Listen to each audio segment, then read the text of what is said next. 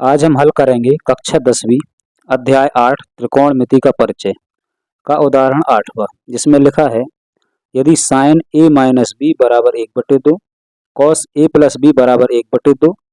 ठीक है, तो ए और बी का हमें मान ज्ञात करना है। अब देखो जो ये लिखा है कि 0 अंश से बड़ा है ए प्लस बी दोनों का मिला के मान, और इनसे भी बड़ा हो सकता है बराबर। देखो ये बड़ा और ये बराबर 90 अंश का मान, और ए का मान जो है बी के मान से बड़ा आना चाहिए, यानी कि जब हम दोनों मान निकालें तो उनमें ए का मान बड़ा होना चाहिए। तो चलिए हम इसको हल करते हैं।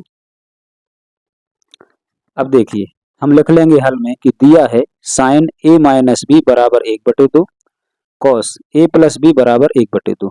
ऐसे लिख लेंगे ज्ञात करने में ए का मान बी का मान। अब देखो हम क्या करेंगे, मैं इसको लेके चलता हूँ पहले साइन ए माइनस बी बराबर 1/2 को। देखिए साइन ए माइनस बी बराबर 1/2। हम देखो क्या करेंगे कि जो ये 1/2 है, यहाँ पर लिखा है साइन, तो हमें साइन की लाइन में देखना है कि किसका मान 1/2 है। तो देखो हम सारणी एक बार देखते हैं। ये है हमारी सारणी, ये है साइन। अब 1/2 कहाँ पर है, तो देखो 1/2 ये है, यानी कि साइन 30 का मान होता है 1/2। तो हम वहाँ पर 1/2 की जगह साइन 30 हम लिख सकते हैं, क्योंकि साइन 30 का मान होता है 1/2। अब देखो आगे, अब देखिए साइन ए माइनस बी बराबर 1/2 जगह हम लिख सकते हैं साइन 30 अंश। अब देखो आगे हल करेंगे, ये साइन से साइन कट गया, तो हमारे पास बचा ए माइनस बी बराबर 30 अंश। इसको मान लो समीकरण 1। अब आगे जो है एक और था कि कॉस ए प्लस बी बराबर 1/2, हम इसको भी लेके चलते हैं। यहाँ पर हम लिख लेंगे कॉस ए प्लस बी बराबर 1/2। अब यहाँ पर 1/2 है और यहाँ पर है कॉस, तो हम कॉस की लाइन में देखेंगे कि 1/2 किसका मान है। यह है सारणी, यह है कॉस। अब 1/2 कहाँ पर है, यह है 1/2, यानी कि कॉस 60 का मान होता है 1/2। तो हम वहाँ पर कॉस 60 लिख सकते हैं। ये देखिए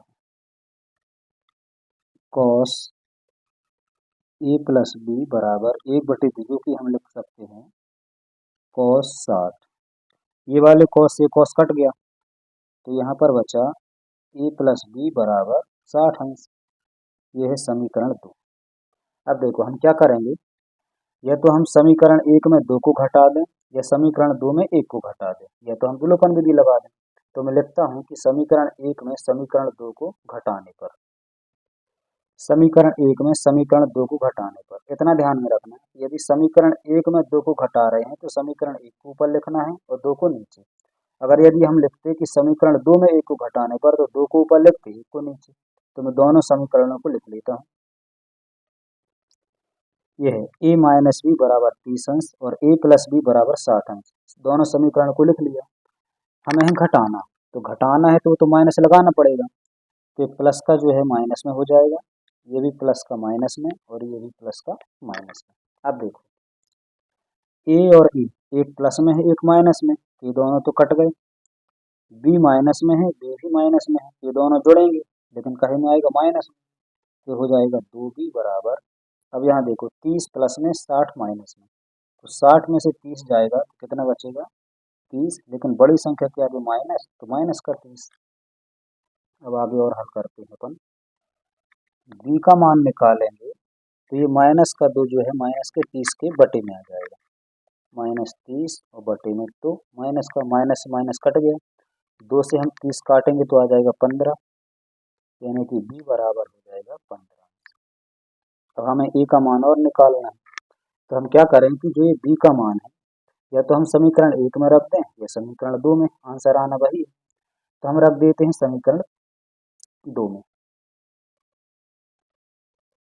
देखिए b का मान समीकरण 2 में रखने पर, यह b का मान 15 समीकरण 2 में लिख दिया हूँ, a प्लस बी बराबर 60 अंश जो आया था।